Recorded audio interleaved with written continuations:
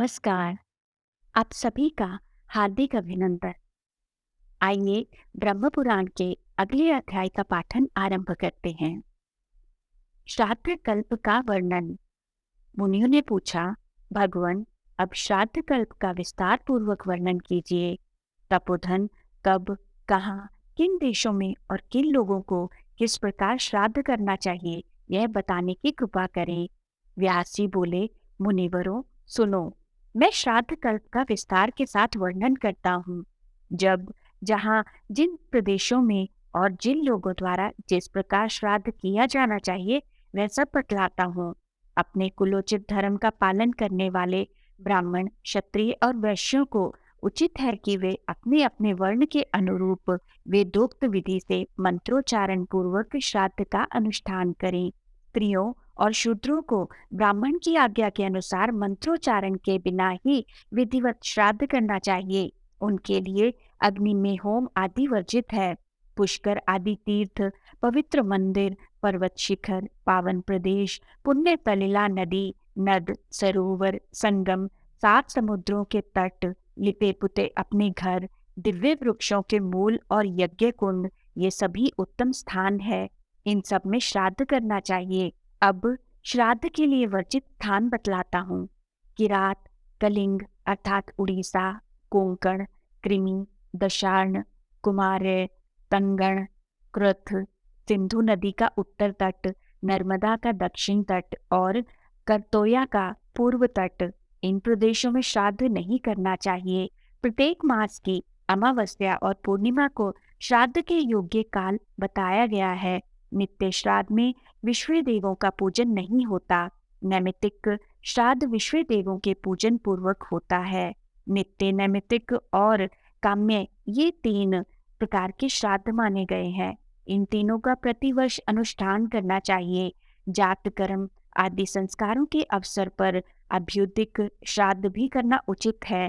उसमें युग्म ब्राह्मणों को निमंत्रित करने का विधान है। अभ्युदिक श्राद्ध माता से आरंभ होता है। जब सूर्य कन्या राशि पर जाते हैं तब कृष्ण पक्ष के 15 दिनों तक पावर्ण की विधि से श्राद्ध करना चाहिए। प्रतिपदा को श्राद्ध करने से धन की प्राप्ति होती है। द्वितीया संतान देने वाली है। तृतीया पुत्र प्राप्ति की अभिलाषा पूर्ण करती है। चतुर्थी शत्रु का नाश करने वाली है। पंचमी को श्राद्ध करने से मनुष्य लक्ष्मी को प्राप्त करता है और षष्ठी को श्राद्ध करके वह पूजनीय होता है। सप्तमी को गणों का अधिपत्य, अष्टमी को उत्तम बुद्धि, नौमी को स्त्री, दशमी को मनोरथ की पूर्णता और एकादशी को श्राद्ध करने से मनुष्य संपूर्ण वेदों को प्राप्त करता है। द्वादशी को पितरों की पूजा करने वाला मानव विजय लाभ करता है। त्रयोदशी को श्रद्धा सहित श्राद्ध करने वाला पुरुष संतान वृद्धि, पशु, मेधा, स्वतंत्रता, उत्तम पुष्टि, दीर्घायु अथवा ऐश्वर्य का भागी होता है। इसमें तनिक भी संदेह नहीं है। जिसके पितृ युवावस्था में ही मृत्यु को प्राप्त हुए अथवा शस्त्र द्वारा मारे गए हों, वे उन पितरों को तृप्त करने की इच्छा से चतुर्दशी तिथि को श्रद्धा पूर्वक श्राद्ध करें। जो पुरुष पवित्र होकर अमावस्या को यत्न पूर्वक श्राद्ध करता है वह संपूर्ण कामनाओं तथा अक्षय स्वर्ग को प्राप्त करता है। मुनिवरों, अब पितरों की प्रसन्नता के लिए जो जो वस्तु देनी चाहिए उसका वर्णन सुनो। जो श्राद्ध कर्म में गुड़ मिश्रित अन्न, तिल, मधु अथवा मधु मिश्रित अन्न देता है उसका वह संपूर्ण दान अक्षय होता है। पितर कहते हैं, क्या हमारे कुल में ऐसा कोई पुरुष होगा जो हमें जलांजलि देगा? वर्षा में और मघा नक्षत्र में हमको मधु मिश्रित खीर अर्पण करेगा। मनुष्य को बहुत से पुत्रों की अभिलाषा करनी चाहिए। यदि उनमें से एक भी गया चला जाए अथवा कन्या का विवाह करे या नील वृक्ष का उत्सर्ग करे तो पितरों की पूर्ण तृप्ति और उत्तम गति प्राप्त हो। कृतिका नक्षत्र में पितरों की पूजा करने वाला मानव स्वर्गलोक को प्राप्त होता है। संतान की इच्छा रखने वाला पुरुष रोहिणी में श्राद्ध करे। मृगशिरा में श्राद्ध करने से मनुष्य तेजस्वी होता है। आर्द्रा में शौर्य और पुनर्वसु में स्त्री की प्राप्ति होती है। पुष्य में अक्षय धन, आश्लेषा में उत्तम आयु, मघा में संतान और पुष्टि तथा पूर्वा फाल्गुनी में सौभाग्य की प्राप्ति होती है। उत्तरा फाल्गुनी में श्राद्ध करने वाला मनुष्य संतानवान और श्रेष्ठ होता है।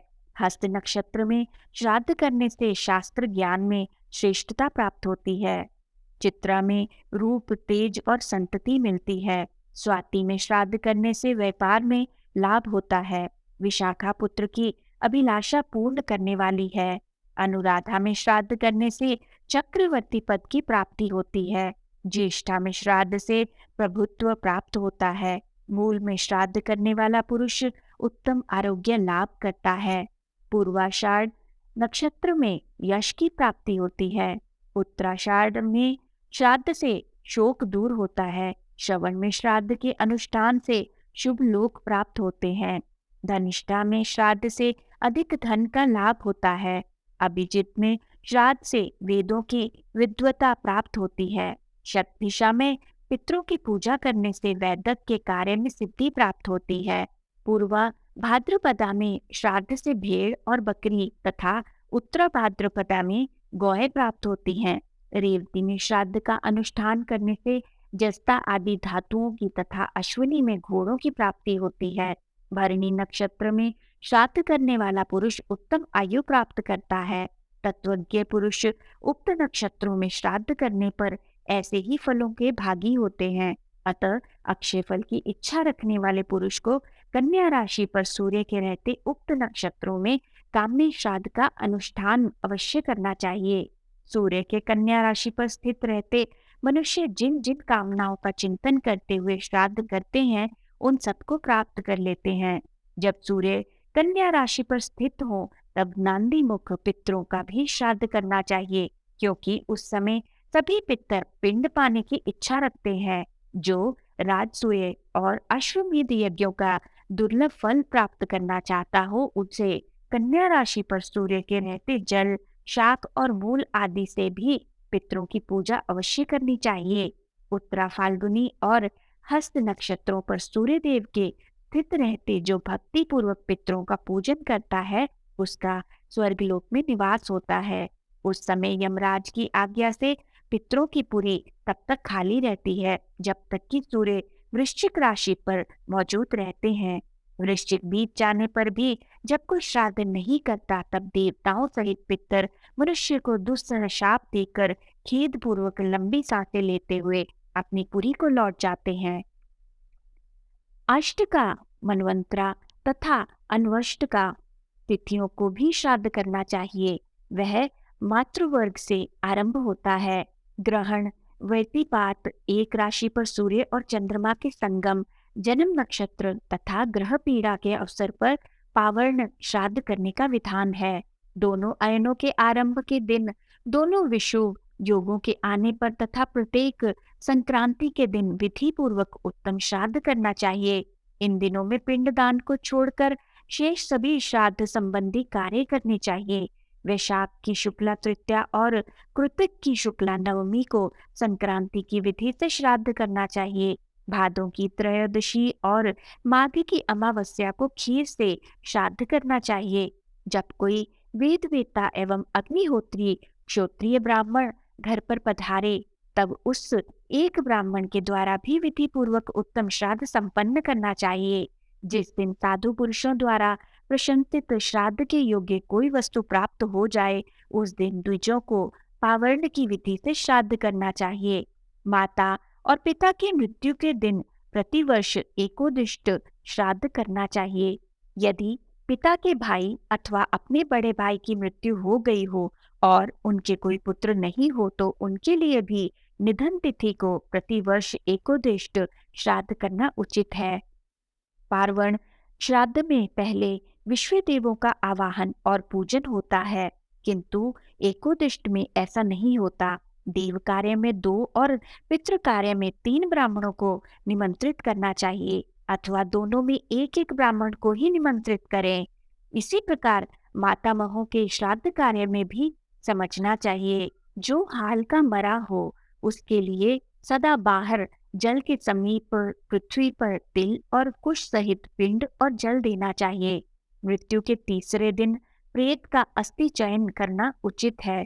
घर में किसी की मृत्यु होने पर ब्राह्मण 10 दिनों में, क्षत्रिय 12 दिनों में, वैश्य 15 दिनों में और शूद्र 1 मास में शुद्ध होता है।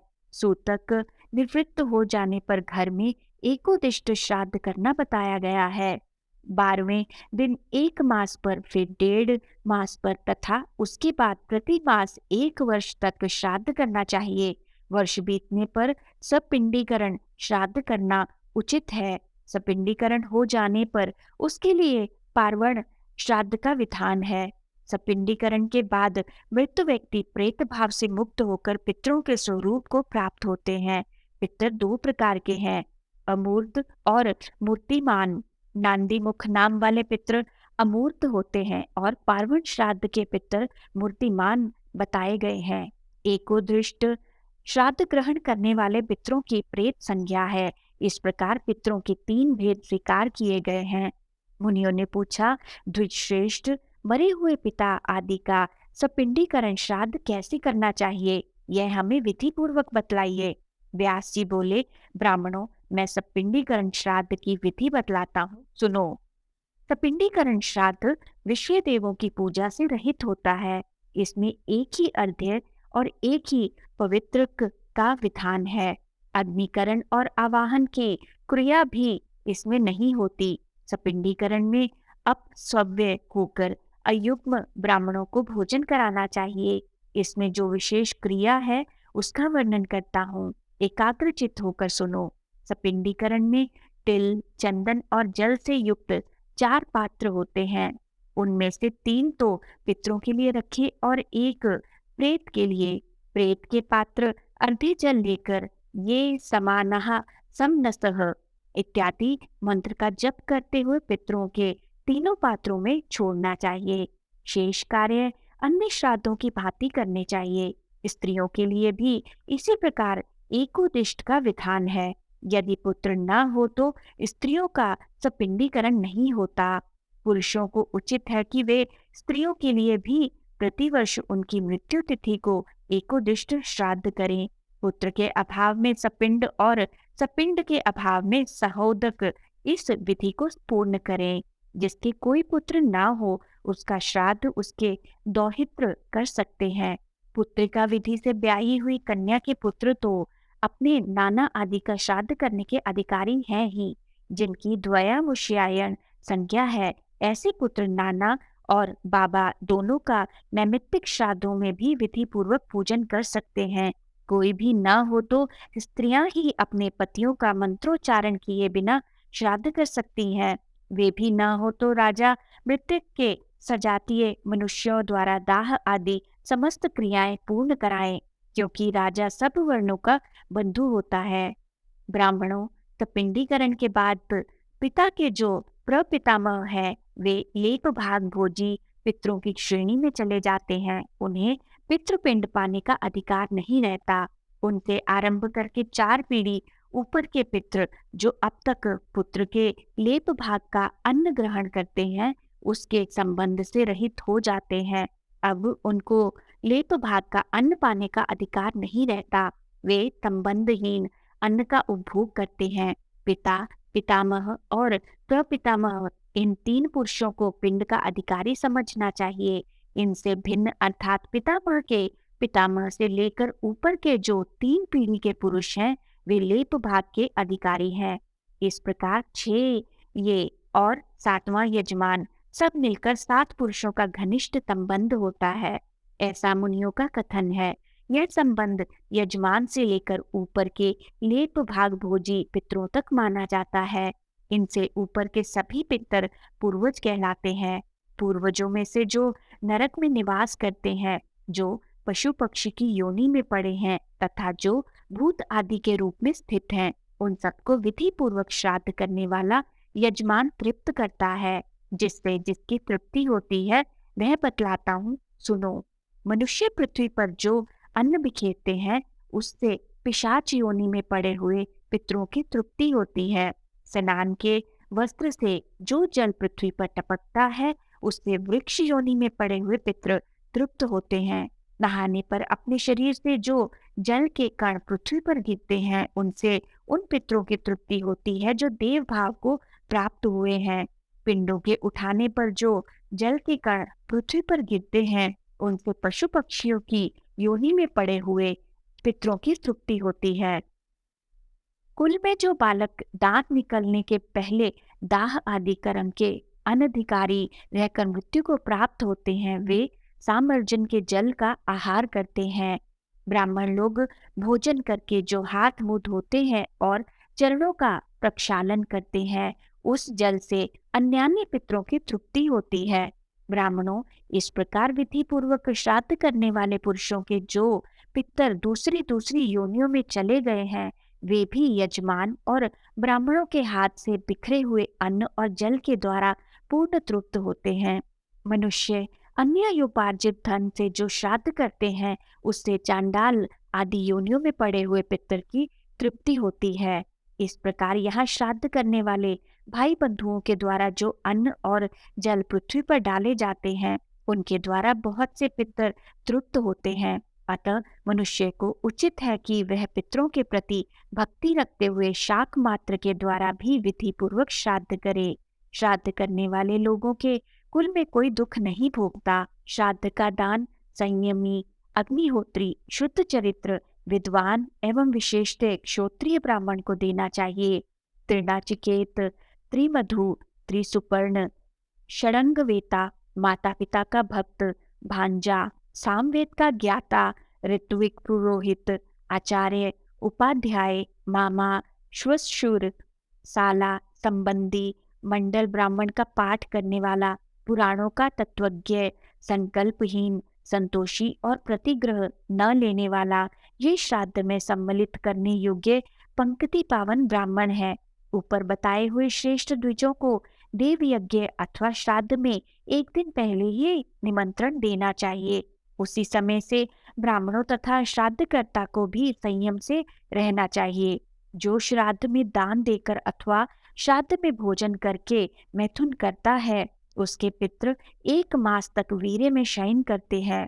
जो स्त्री सहवास करके श्राद्ध करता अथवा श्राद्ध में भोजन करता है, उसके पितृ उसी के वीर्य और मूत्र का 1 मास तक आहार करते हैं। इसलिए विद्वान पुरुष को एक दिन पहले ही ब्राह्मणों के पास निमंत्रण भेजना चाहिए। यदि पहले दिन ब्राह्मण ना मिल सके तो श्राद्ध के दिन भी निमंत्रण किया जा सकता है, परंतु स्त्री प्रसंगी ब्राह्मणों को कदापि निमंत्रित ना करें। यदि समय पर भिक्षा के लिए संयमी यति स्वयं पधारे हो तो उन्हें भी नमस्कार आदि के द्वारा प्रसन्न करके संयुक्त चित्त से अवश्य भोजन करवाएं। विद्वान पुरुष श्राद्ध में योग्यों को भी भोजन कराए, क्योंकि पितरों का आधार योग है। अतः योगियों का सदा पूजन करना चाहिए। यदि हजारों ब्राह्मणों में एक भी योगी हो तो वह जल से नौका की भांति यजमान और श्राद्ध भोजी ब्राह्मणों को भी दाद देता है। इस विषय में ब्रह्मवादी विद्वान पितरों की गाई हुई एक गाथा का गान करते हैं। पूर्व काल में राजा पुरूरवा के पितरों ने उसका गान किया था। वह गाथा इस प्रकार है। हमारी वंश परंपरा में कब किसी को ऐसा श्रेष्ठ पुत्र प्राप्त होगा जो योगियों को भोजन कराने से बचे हुए अन्न को लेकर पृथ्वी पर हमारे लिए पिंड देगा, अथवा गया में जाकर पिंडदान करेगा, या हमारी तृप्ति के लिए सामयिक शाक, तिल, घी और खिचड़ी देगा, अथवा त्रयोदशी तिथि और मघा नक्षत्र में विधि पूर्वक श्राद्ध करेगा और दक्षिणायन में हमारे लिए मधु और घी से मिली हुई खीर देगा। इसलिए संपूर्ण कामनाओं को सिद्धि तथा पाप से मुक्ति चाहने वाले प्रत्येक मनुष्य को उचित है कि वह भक्ति पूर्वक पितरों की पूजा करे। श्राद्ध में तृप्त किए हुए पितर मनुष्यों के लिए वसु, रुद्र, आदित्य, नक्षत्र, ग्रह और तारों की प्रसन्नता का संपादन करते हैं। इतना ही नहीं, वे आयु, प्रजा, धन, विद्या, स्वर्ग, मोक्ष, सुख तथा राज्य भी देते हैं। पितरों को पूर्वाहन की अपेक्षा अपवाहन अधिक प्रिय है। घर पर आए हुए ब्राह्मणों का स्वागत पूर्वक पूजन करके उन्हें पवित्र युक्त हाथ से आचमन कराने के पश्चात आसनों पर बिठाएं। फिर विधि पूर्वक श्राद्ध करके उन श्रेष्ठ ब्राह्मणों को भोजन कराने के पश्चात भक्ति पूर्वक प्रणाम करें और प्रिय वचन कहकर विदा करें। दरवाजे तक उन्हें पहुंचाने के लिए पीछे पीछे जाएं और उनकी आज्ञा लेकर लौटें। तदनंतर नित्य क्रिया करें और अतिथियों को भोजन कराएं। किन्हीं किन्हीं श्रेष्ठ पुरुषों का विचार है कि यह नित्य कर्म भी पितरों के ही उद्देश्य से होता है। दूसरे लोगों का कहना है कि इससे पितरों का कोई संबंध नहीं है, शेष कार्य सदा की भांति करें। किन्हीं किन्हीं का मत है कि पितरों के लिए पृथक पाक बनाकर श्राद्ध करना चाहिए। कुछ लोगों का विचार है कि ऐसा न करके पहले बने हुए पाक से ही अन्न लेकर सब कार्य पूर्ववत करना चाहिए। तदनंतर श्राद्धकर्ता मनुष्य अपने भृत्य आदि के साथ अवशिष्ट अन्न भोजन करे। धर्मज्ञ पुरुष को इसी प्रकार एकाग्रचित्त होकर पितरों का श्राद्ध करना चाहिए और जिस प्रकार ब्राह्मणों को संतोष हो वैसी चेष्टा करनी चाहिए। अब मैं श्राद्ध में त्याग देने योग्य अधम ब्राह्मणों का वर्णन करता हूँ। मित्रद्रोही, खराब नखों वाला, नपुंसक, कायर, क्षय का रोगी, कोढ़ी, व्यापारी, काले दांतों वाला, गंजा, काना, अंधा, बहरा, जड़, गूंगा, पंगु, हिजड़ा, खराब चमड़े वाला, हिनांग, लाल आंखों वाला, कुबड़ा, बौना, विकराल, आलसी, मित्र के प्रति शत्रु भाव रखने वाला, कलंकित कुल में उत्पन्न, पशुपालन करने वाला, अच्छी आकृति से हीन, परिवृत्ति, छोटे भाई के विवाहित होने पर भी स्वयं अविवाहित रहने वाला, परिवेता, बड़े भाई के ब्याह से पहले ही विवाह कर लेने वाला, परिवेदनिका, बड़ी बहन के विवाह से पहले ही ब्याह करने वाली स्त्री का पुत्र, शूद्र जातीय स्त्री का स्वामी और उसका पुत्र, ऐसे ब्राह्मण श्राद्ध भोजन के अधिकारी नहीं है। शूद्री के पुत्र का संस्कार कराने वाला, अविवाहित जो दूसरे की पत्नी रह चुकी हो ऐसी स्त्री का पति, वेतन लेकर पढ़ाने वाला, वैसे गुरु से पढ़ने वाला, सूतक के अन्न पर जीविका निर्वाह करने वाला, सोमरस का विक्रय करने वाला, चोर पतित, ब्याज लेकर खाने वाला, छठ, चुगलखोर, वेदों का त्याग करने वाला, अग्निहोत्र का त्यागी, राजा का पुरोहित, सेवक, विद्याहीन, द्वेष रखने वाला, वृद्ध पुरुषों से शत्रुता रखने वाला, दुर्दर्श, क्रूर, मूढ़, मंदिर की आय पर जीने वाला, नक्षत्र बताने वाला, बाण बनाने वाला और यज्ञ के अनधिकारी पुरुषों से यज्ञ कराने वाला, ये तथा अन्य जितने भी निंदित और अधम ब्राह्मण हैं उन्हें श्राद्ध में सम्मिलित न करें, क्योंकि वे पंक्ति को दूषित करने वाले हैं। जहाँ दुष्ट पुरुषों का आदर और साधु पुरुषों की अवहेलना होती हो, वहाँ देवताओं का दिया हुआ भयंकर दंड तत्काल ऊपर बढ़ता है। जो शास्त्र विधि की अवहेलना करके मूर्ख को भोजन कराता है, वह दाता प्राचीन धर्म का त्याग करने के कारण नष्ट हो जाता है। जो अपने आश्रय में रहने वाले ब्राह्मण का परित्याग करके दूसरे को बुलाकर भोजन कराता है, वह दाता उस ब्राह्मण के शोकोच्छ्वास की आग में दग्ध होकर नष्ट हो जाता है। वस्त्र के बिना कोई क्रिया, यज्ञ, वेदाध्ययन और तपस्या नहीं होती, अतः श्राद्ध काल में वस्त्र का दान विशेष रूप से करना चाहिए। जो रेशमी, सूती और बिना कटा हुआ वस्त्र श्राद्ध में देता है, वह उत्तम भोगों को प्राप्त करता है। जैसे बहुत सी गांवों में बछड़ा अपनी माता के पास पहुंच जाता है, उसी प्रकार श्राद्ध में ब्राह्मणों का भोजन किया हुआ अन्न जीव के पास, वह जहाँ भी रहता है, पहुंच जाता है।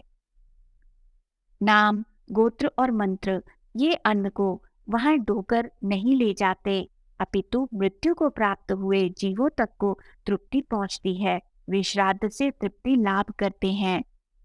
देवताभ्य पितृभ्यश्च महायोगीभ्य एव च नमः स्वाहाय स्वधाय नित्यमेव नमो नमः। इस मंत्र का श्राद्ध से आरंभ और अंत में 3 बार जप करें। पिंडदान करते समय भी एकाग्रचित्त होकर इसका जप करना चाहिए। इससे पितृ शीघ्र ही आ जाते हैं और राक्षस भाग खड़े होते हैं तथा तीनों लोकों के पितृ तृप्त होते हैं। यह मंत्र पितरों को तारने वाला है। श्राद्ध में रेशम, सन अथवा कपास का नया सूत्र देना चाहिए। ऊन अथवा पाट का सूत्र वर्जित है। विद्वान पुरुष जिसमें कोर ना हो ऐसा वस्त्र फटा न होने पर भी श्राद्ध में ना दें, क्योंकि उससे पितरों की तृप्ति नहीं होती और दाता के लिए भी अन्याय का फल प्राप्त होता है। पिता आदि में से जो जीवित हो उसको पिंड नहीं देना चाहिए, अपितु उसे विधि पूर्वक उत्तम अन्न भोजन कराना चाहिए। भोग की इच्छा रखने वाले पुरुष श्राद्ध के पश्चात पिंड को अग्नि में डाल दे और जिसे पुत्र की अभिलाषा हो वह मध्यम अर्थात पितामह के पिंड को मंत्रोच्चारण पूर्वक अपनी पत्नी के हाथ में दे दे और पत्नी उसे खा ले। जो उत्तम कांति की इच्छा रखने वाला हो वह श्राद्ध के अनंतर सब पिंड गौओं को खिला दे। बुद्धि यश और कीर्ति चाहने वाला पुरुष पिंडों को जल में डाल दे। दीर्घ आयु की अभिलाषा करने वाला पुरुष उसे गौओं को दे दे। कुमारशाला की इच्छा रखने वाला मनुष्य वह पिंड मुर्गों को दे दे। कुछ ब्राह्मण ऐसा कहते हैं कि पहले ब्राह्मणों से पिंड उठाओ, ऐसी आज्ञा ले लें, उसके बाद पिंडों को उठाएं। अतः ऋषियों की बताई हुई विधि के अनुसार श्राद्ध का अनुष्ठान करें, अन्यथा दोष लगता है और पितरों को भी नहीं मिलता। जौ, धान, तिल, गेहूं, मूंग, सावा, सरसों का तेल, तिन्नी का चावल और कंगनी आदि से पितरों को तृप्त करें।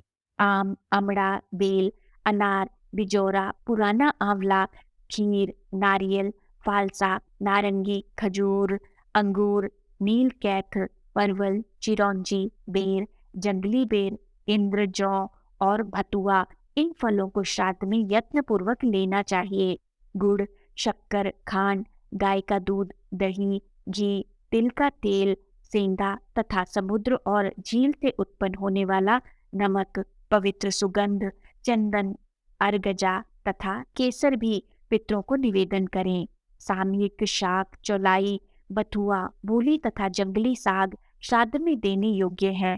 चंपा, चमेली, बेला, लोध, अशोक, तुलसी, तिलक, शतपत्रा, सुगंधित शेफालिका, कुब्जक, तगर, बनकेवड़ा और जूही आदि पुष्प श्राद्ध में अर्पण करने योग्य हैं।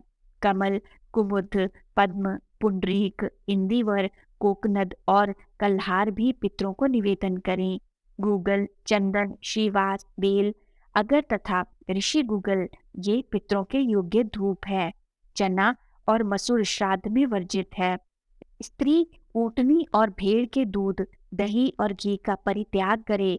ताड़, वरुमा, कांकुल, बहुपत्रा, शिवलिंगी, अर्जुनी फल, नींबू, रक्तबिल्व और साल के फल का भी श्राद्ध में त्याग करें। पितृकर्म में कस्तूरी, गोरोचन, पद्मचंदन, कालेक, काली अगर, हींग, अजवायन और लोबान की गंध वर्जित है।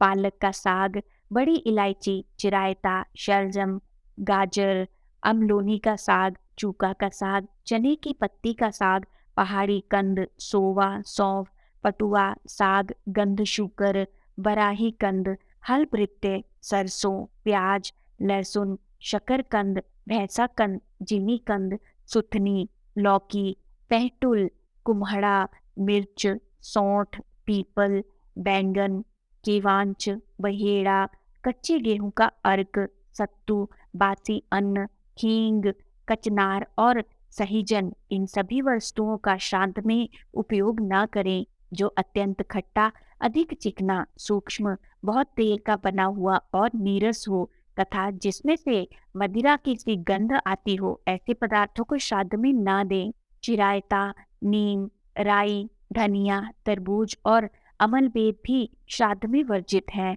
अनार, छोटी इलायची, नारंगी, अदरक, इमली, अमड़ा और नेपाली धनिया का श्राद्ध में उपयोग करना चाहिए। खीर, सेमर, मूंग, लड्डू, पानक, रसाल, आम और गोदुग्ध को भी श्राद्ध में भक्ति पूर्वक देना चाहिए। जो भी स्वादिष्ट एवं सिनग्ध खाद्य पदार्थ हो उनका श्राद्ध में उपयोग करना चाहिए। जिनमें खटाई और कड़ुआपन कम हो ऐसी ही वस्तुओं का उपयोग करना उचित है। अधिक खट्टे, अधिक नमकीन और अधिक कड़वे पदार्थ असुरों के भोजन है, अतः उनको दूर से ही त्याग दें। मीठे, स्नेहयुक्त, थोड़े चरपरे और थोड़े खट्टे स्वादिष्ट पदार्थ देवताओं के भोजन है, अतः उन्हीं का श्राद्ध में उपयोग करें। श्राद्ध में निषिद्ध वस्तु भोजन कराने वाला मनुष्य रौरव नरक में पड़ता है। अभक्ष्य वस्तुएं ब्राह्मणों को कदापि न दें। बर्रे की पत्ती का साग, जंबीरी नींबू, सहीजन, कचनार, खली, मसूर, गाजर, सन की पत्ती का साग, कोदो, तालम खाना, चूका का साग, कम्बुक, पद्म काठ का फल, लौकी, ताड़ी और ताड़ वृक्ष के फल का श्राद्ध में भोजन कराने से मनुष्य नरक में पड़ता है। जो पितरों के लिए उक्त निषिद्ध वस्तुएं अर्पित करता है, वह उन पितरों के साथ ही पूर्वव्यय नामक नरक में गिरता है। यदि अनजान में या प्रमादवश एक बार इन निषिद्ध वस्तुओं का भक्षण कर ले, तो उसके दोष की निवृत्ति के लिए प्रायश्चित करना आवश्यक है। 7 दिनों तक क्रमशः फल, मूल, दूध, दही, तर्क, गोमूत्र और जौ की लपसी खाकर रहे। इस प्रकार ब्राह्मणों और विशेषतः भगवान विष्णु के भक्तों को उचित है कि वे एक बार भी निषिद्ध आचरण कर लेने पर इस प्रकार शरीर की शुद्धि करें। ऊपर बताई हुई निषिद्ध वस्तुओं का अवश्य त्याग करें। अपनी शक्ति के अनुसार श्राद्ध की सामग्री एकत्रित करके विधि पूर्वक श्राद्ध करना सबका कर्तव्य है। जो अपने वैभव के अनुसार इस प्रकार विधि पूर्वक श्राद्ध करता है, वह मानव ब्रह्मा से लेकर कीट पर्यंत संपूर्ण जगत को तृप्त कर देता है। मुनियों ने पूछा, ब्राह्मण जिसके पिता तो जीवित हो किंतु पितामह और प्रपितामह की मृत्यु हो गई हो, उसे किस प्रकार श्राद्ध करना चाहिए, यह विस्तार पूर्वक बतलाइए। व्यास जी बोले, पिता जिनके लिए श्राद्ध करते हैं, उनके लिए स्वयं पुत्र भी श्राद्ध कर सकता है। ऐसा करने से लौकिक और वैदिक धर्म की हानि नहीं होती। मुनियों ने पूछा, विप्रवर जिनके पिता की मृत्यु हो गई हो और पितामह जीवित हो, उसे किस प्रकार श्राद्ध करना चाहिए, यह बताने की कृपा करें। व्यास जी बोले, पिता को तो पिंड दें, पितामह को प्रत्यक्ष भोजन कराएं और प्रपितामह को भी पिंड दें। यही शास्त्रों का निर्णय है। मरे हुए को पिंड देने और जीवित को भोजन कराने का विधान है। उस अवस्था में सपिंडीकरण और पार्वण श्राद्ध नहीं हो सकता। जो मनुष्य श्राद्ध संबंधी विधि का पालन करता है, वह आयु, धन और पुत्रों के साथ ही वृद्धि को प्राप्त होता है। इसमें तनिक भी संदेह नहीं है। जो श्राद्ध के समय इस पितृमेध विषयक अध्याय का पाठ करता है, उसके दिए हुए अन्न को पितृलोक 3 युगों तक खाते रहते हैं। इस प्रकार मैंने यहाँ श्राद्ध कल्प का वर्णन किया। यह पापों का नाश और पुण्यों की वृद्धि करने वाला है। श्राद्ध के अवसर पर मनुष्य को संयत चित्त होकर इसका श्रवण और पाठ करना चाहिए। आज के इस सुंदर पाठन को हम यहीं पे विराम देते हैं और अगले अध्याय के पाठन के लिए हमारे साथ फिर से जुड़िएगा। आइए ब्रह्मा जी के इस पवित्र मंत्र से आज का समापन करते हैं। ओम ब्रह्मणे नमः। ओम ब्रह्मणे नमः। ओम ब्रह्मणे नमः। ओम ब्रह्मणे नमः। ओम ब्रह्मणे नमः। ओम ब्रह्मणे नमः। ओम ब्रह्मणे नमः। धन्यवाद।